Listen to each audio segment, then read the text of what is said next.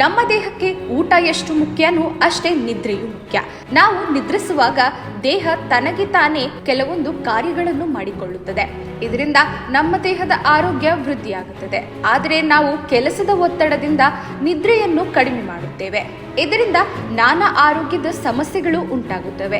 ಹಾಗಾಗಿ ನಾವು ಕನಿಷ್ಠ 6 ಗಂಟೆ ನಿದ್ರೆ ಮಾಡಲೇಬೇಕು. ಇಲ್ಲದಿದ್ದರೆ ಅದು ನಮ್ಮ ಮೆದುಳಿನ ಮೇಲೆ ಪರಿಣಾಮ ಬೀರುತ್ತೆ.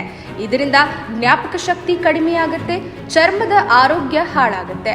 ಅಂದರೆ ಕಣ್ಣಿನ ಸುತ್ತ ಡಾರ್ಕ್ ಸರ್ಕಲ್ಸ್ ಬರುತ್ತದೆ, ಪಿಂಪಲ್ಸ್ ಕಾಣಿಸಿಕೊಳ್ಳುತ್ತದೆ, ಚರ್ಮ ಸುಕ್ಕುಗಟ್ಟಿದಂತೆ ಆಗುತ್ತದೆ.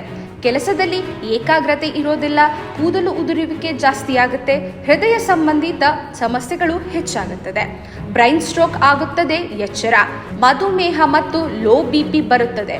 ಹಾಗಾಗಿ ನೀವು ನಿತ್ಯ ಕನಿಷ್ಠ 6 ರಿಂದ 7 ಗಂಟೆ ನಿದ್ರೆ ಮಾಡಲು ಮರೆಯಬೇಡಿ.